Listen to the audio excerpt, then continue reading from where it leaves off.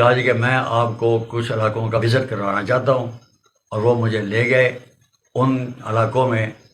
یہ غالباً منڈی کے آس پاس کے علاقے تھے جہاں پر گلیوں میں گندا پانی بھی کھڑا تھا، گلیاں ٹوٹی ہوئی تھیں، بنی ہوئی بھی نہیں تھی۔ کہنے لگا یہ ہے کارکردگی۔ میں نے کہا یار یہ تو مجھے پتہ نہیں ہے کیا صورتحال ہے، کیسے بنی ہے کیسے نہیں، کون سی بنی ہے کون سی نہیں بنی۔ انہوں نے خیر میں واپس آیا، انہوں نے بتایا کہ ہم اور بھی آپ کو علاقہ دکھانا چاہتے ہیں۔ میں کہ میں جو دیکھ چکا ہوں وہی کافی ہے، میرے پاس اتنا ٹائم بھی نہیں ہے۔ بہرحال انہوں نے بڑے خوشگوار ماحول میں یہ ساری صورتحال رہی۔ ان کی طرف سے جو الزامات لگتے رہے، جو معاملہ ہوتا رہا، وہ سارا بیچ میں چلتا رہا۔ میں یہ سب جب حافظ خالد صاحب کی جو دو باتیں تھیں، ایک کرپشن کی اور دوسرا ان کے اپنے حوالے سے جو اس کا انہوں نے خود کہا تھا کہ اس پر ٹک لگا دو، میں اس پر اپنی پوری اس چیز کو ثابت کروں گا۔ واپس آ کے میں نے معاویہ صاحب سے ملاقات کی اور معاویہ صاحب سے کچھ باتیں کیں، اور ان کو میں نے ان دو باتوں کے حوالے سے کہا کہ یہ انہوں نے کہا کہ یہ ٹک لگایا اس بات پر، ایک کرپشن اور دوسرا جو ہے وہ حافظ خالد صاحب کا جو ڈی سی کے ساتھ ڈی سی او کے ساتھ جو معاملہ تھا جو بنا 25 لاکھ کا، تو اس پر معاملہ ہے۔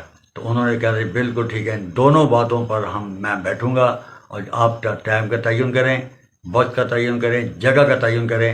انہوں نے خود ہی کہا کہ مسجد حق نواز شہید میں یا حافظ خالد صاحب کے قریب کو مسجد ہے اس کے حوالے سے انہوں نے کہا کہ وہاں ہم بیٹھیں، جہاں کہیں بیٹھیں گے ہم۔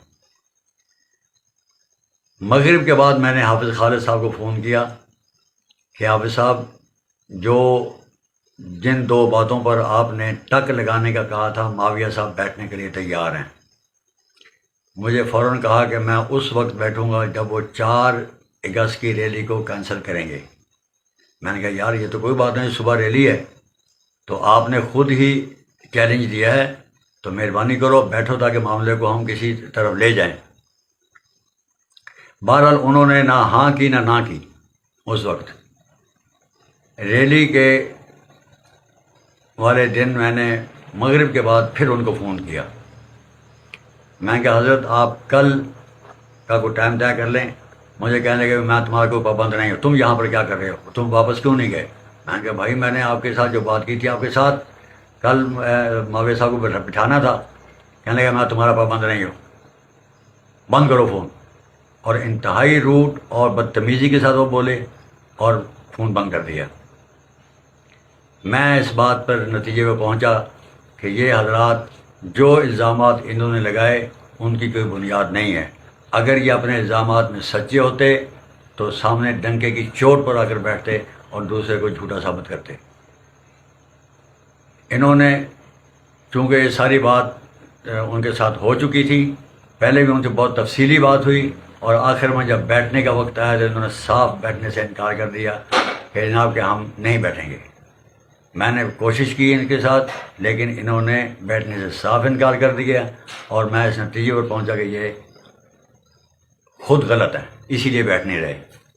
اب میری گزارش یہ ہے کہ جو جھنگ کے حوالے سے کمیٹی بنی ہے، وہ کمیٹی جلد از جلد وقت نکال کر اس معاملے کو جھنگ کی حد تک جو ہے اس کو سنبھالیں، اور اس کی جتنی دیر کریں گے معاملات خراب ہوتے رہیں گے۔ اور اس سلسلے میں اگلی گزارش یہ ہے کہ چاروں تحصیلوں کے صدور کو بھی بلا کر جھنگ کے حوالے سے ان کو بہت کچھ، ان کو بھی شکایات بہت زیادہ ہیں، اور وہ ان کو بلا کے ان کا بھی بیان لیا جائے، اور بیان لے کر یہ سارا سلسلہ اس معاملے کو ٹھیک کیا جائے۔ انہوں نے خود صرف جھنگ کی حد تک کا جو معاملہ تھا اس کو ایک لیٹر جاری کر کے، بعد میں مولانا عبدالوحید جلالی صاحب نے ایک پوسٹ کر کے اس کو بہت زیادہ بڑھاوا دیا، جس سے پوری جماعت میں بے چینی پیدا ہوئی۔ لہذا ان چیزوں کو ختم کرنے کے لیے یہ کمیٹی جھنگ بیٹھ کر اس معاملے کو حل کرے۔ 3-4 میٹنگیں ہوئیں، ادھر ادھر ہوئیں، کمالیہ میں ہوئی، اسلام آباد میں ہوئی، لیکن جھنگ میں کوئی میٹنگ نہیں ہو سکی۔ جھنگ جب تک ان کو آمنے سامنے نہیں بٹھایا جائے گا، یہ کسی صورت میں بھی معاملات کو ٹھیک نہیں ہونے دیں گے، اور حضرت قائد محترم کو غلط الٹی سیدھی پٹیاں پڑھائیں گے، ان کے کانوں میں جھوٹی سچی باتیں ڈالتے رہیں گے، اور جس سے غلط فہمیوں کا معاملہ زیادہ بنے گا۔ مجھے معلوم ہے کہ اب نزلہ مجھ پر یہ لوگ بہت زیادہ گرائیں گے، لیکن مجھے اس کی پرواہ نہیں ہے۔ ہم جماعت کے تھے، ہیں اور انشاءاللہ رہیں گے۔ ہم نہ کسی شخصیات کے پیچھے میں جاتا ہوں، میرا صرف معاملہ جماعت کے مفاد میں ہے۔ جماعت کے مفاد میں جو بھی مجھ سے ہو سکا میں کروں گا۔ اگر کمیٹی مجھ سے اس معاملے میں کوئی تعاون لینا چاہے تو میں حاضر ہوں۔ وما علینا الا البلاغ۔